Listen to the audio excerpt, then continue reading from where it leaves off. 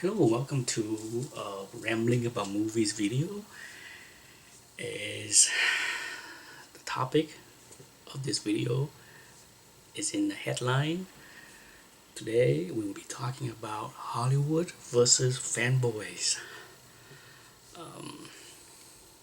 I will divide this into two videos because I think it will run too long if I try to cover everything I want to talk about in one video. I prefer to keep the video under 15 minutes. But anyhow, with the continued success of superhero movies, no doubt, we will keep on seeing more and more superhero movies, and no doubt there will be a lot of not so happy fanboys out there because more than likely many future movies, if not all of them, will stray from the source materials. Before I go on, I just want to state that I am a huge comic book fan for 30 plus years, and I am also a huge fan of good movies. Whether it's superhero movies or not, I like all kind of movies. But ultimately, for me, when it comes down to good movies, what I want to see is good acting, good stories, good dialogue, you know, all the things that make a great movie. So whether the story is not the same as the comic books, it's okay with me. I care more about a good movies than trying to import a story from the comic book that is inferior. Okay, I can be honest and say that I don't think everything from the comic books is so great that it should not be altered in order to put on the big screen. But there are three major areas when it comes down to source material that create a rift between Hollywood and the fanboys. And those three areas are the costume, the physical shape of the actor, and last but not least, which probably will be in the second part, the second video of this topic, the storyline, the most controversial part of the source material. But let's focus first on the easy part, the costume. You know, I definitely don't agree with how, you know, the studio don't use some of the costume for the X-Men. Being a big X-Men fan myself, I would have loved to see how the character look in those tights. But we will never know because, according to the studio, I guess it didn't look good enough for them to try it. But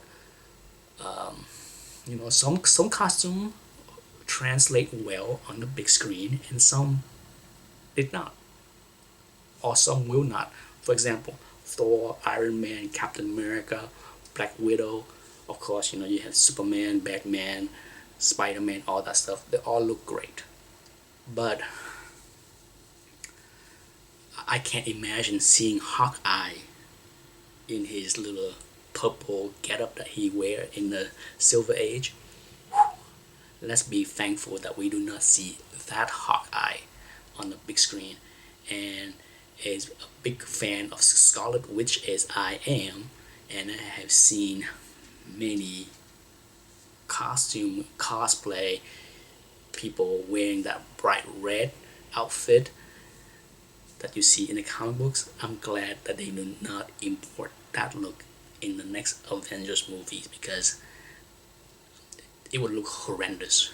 Okay, so I'm okay with the way Hollywood pick and choose when to use the costume from the source material and when not to.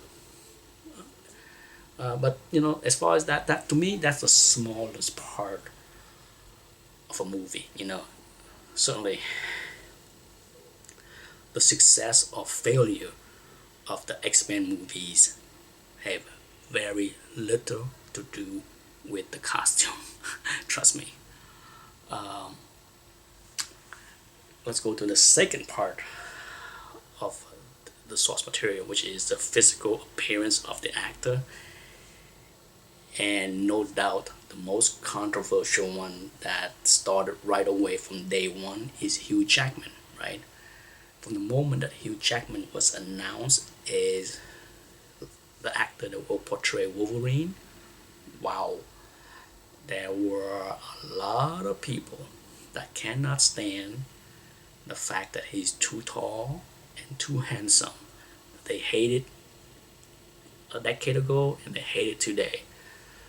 And to me, that's too bad, because I think they should judge whether he portray a good Wolverine or not, instead of the height that he is. Because I enjoy seeing Hugh Jackman on the screen, and I think he's getting better and better as Wolverine. He aged well as Wolverine. He looked more rugged today in the last two movies than he did in the very first X-Men movie 10 years ago. Um, you know, and the issue with Hugh Jackman being too tall and too handsome. I am barely over 5'4", and that means that I'm about the same height as Wolverine.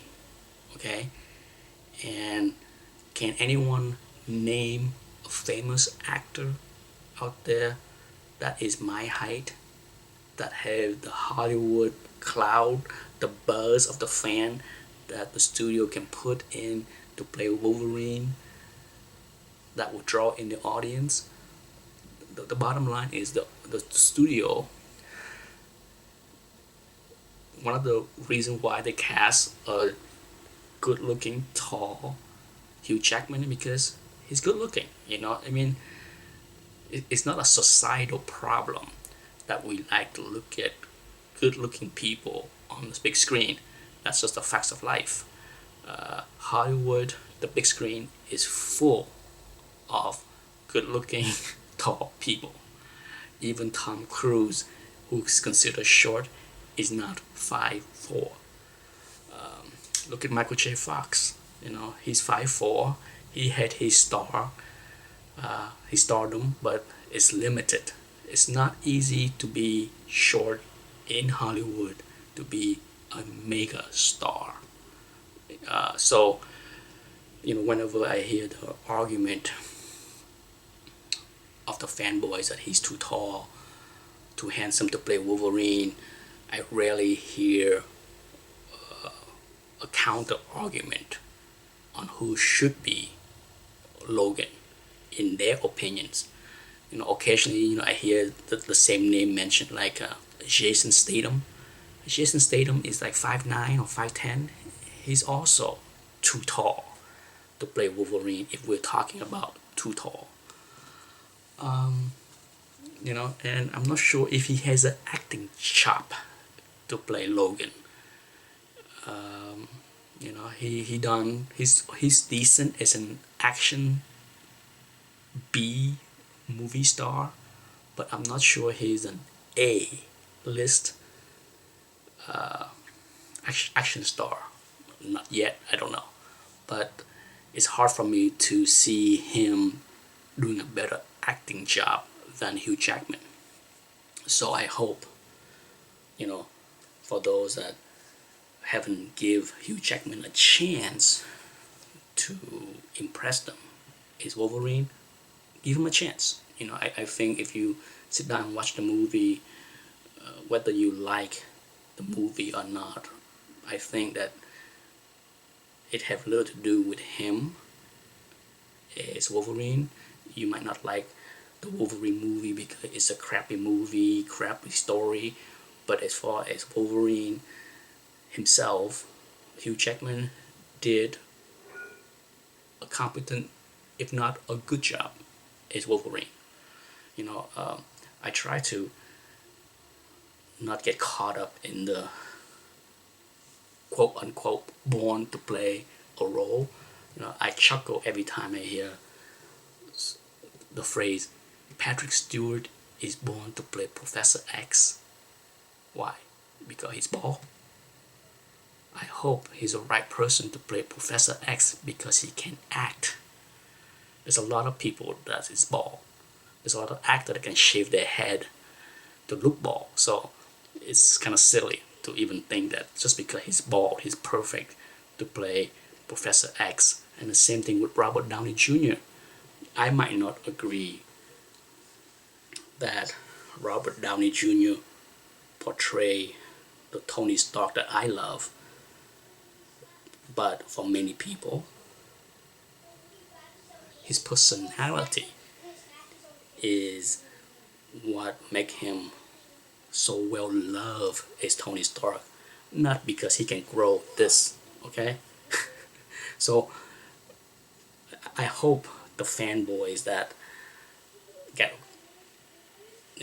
work up too much on these kind of differences can get over the hump that the physical shape, the physical appearance of an actor is some reason why they don't like a movie, because let's hope it's more about the third part of this controversy, the story.